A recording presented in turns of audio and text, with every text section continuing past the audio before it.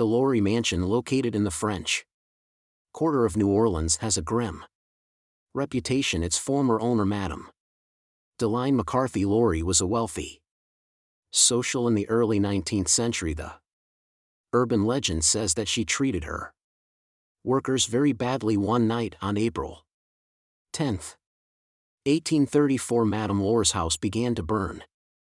Madame and her family managed to escape, but she abandoned her workers. They were locked inside the house. The locals, outraged by her negligence, gathered around the house, broke some of its walls, and eventually stole the remaining possessions. After the fire, the Laurie family escaped to Paris. Another private mansion was built on this Louisiana land, but it's said that the ghosts of those workers are still trapped inside the property. They tend to bother living people, demanding justice today. The house is private, but you can book a tour and hear this story in detail.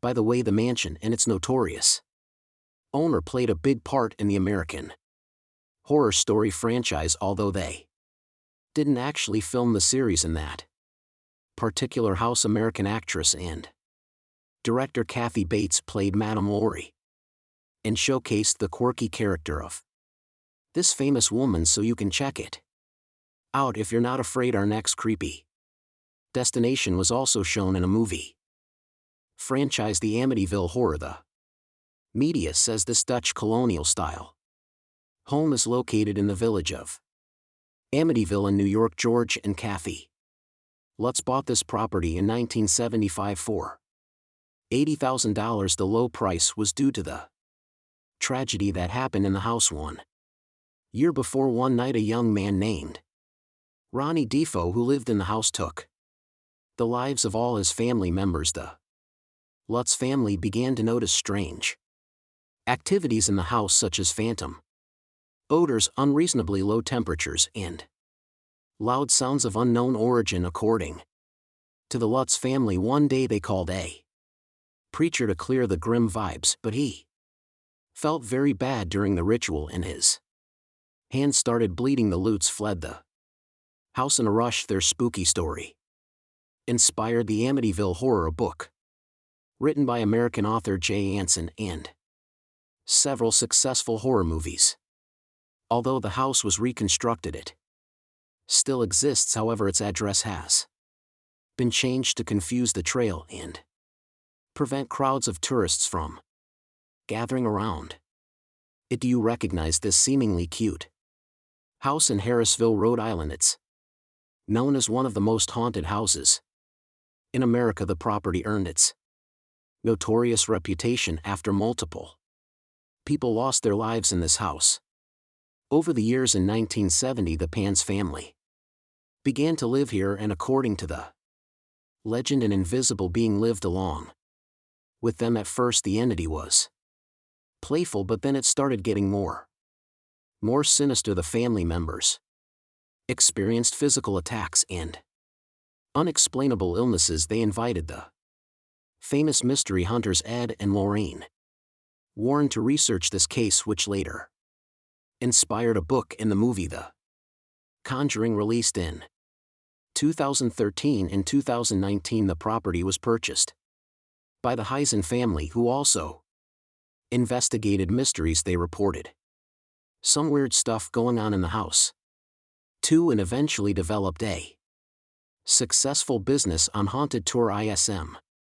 They sold the property for nearly $1.50 million in 2022. Let's move on to Tennessee. The urban legend tells a creepy story that started in 1804. John Bell and his family moved to this peaceful-looking farm in North Carolina. At first, everything went well, but 13 years later, the family began to experience bone-chilling events. At first, they started seeing weird animal-like shadows around the farm. Soon, these mysterious guests began to whisper and eventually talk out loud. Some mysterious entity began to wake up the family at night with loud noises and attacks. It particularly bothered their young daughter Betsy Bell. Invisible Hands grabbed Bea by the hair and hit her body when she grew up and was about to get married. The entity did everything to break the engagement, saying that Betsy wouldn't be happy with her groom.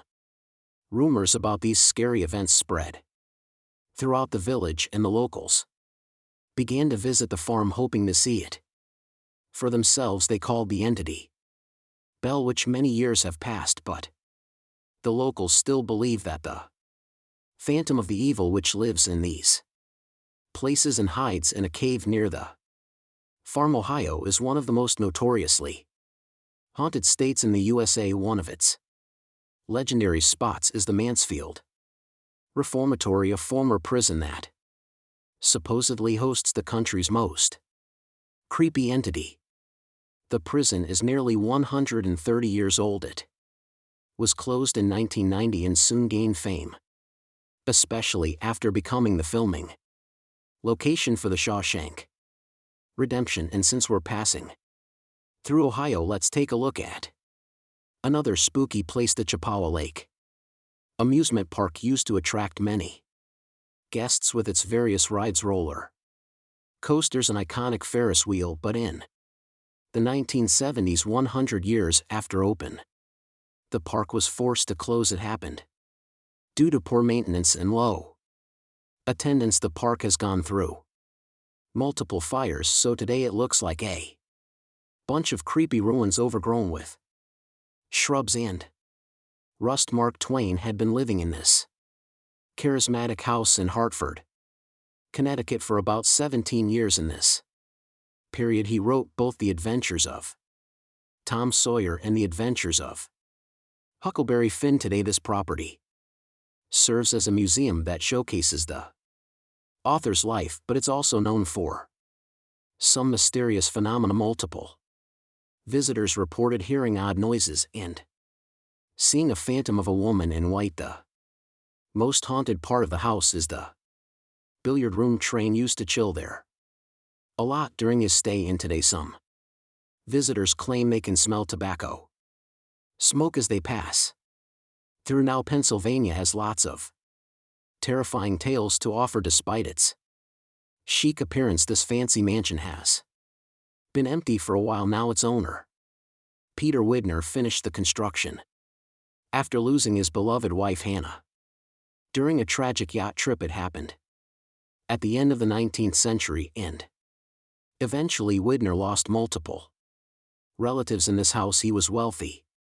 enough to invest in the Titanic construction. Perhaps he was fascinated by the idea of an unsinkable ship, but unfortunately both Peter's oldest son and grandson lost their lives when the Titanic sank. Eventually the mansion was abandoned, but it's said that the phantoms of the Whiter family are still there. And speaking of the Titanic, Molly Brown was one of the survivors. She got famous for rowing a lifeboat for about 7 hours before reaching a safe place, but Molly's own mansion in Denver gained a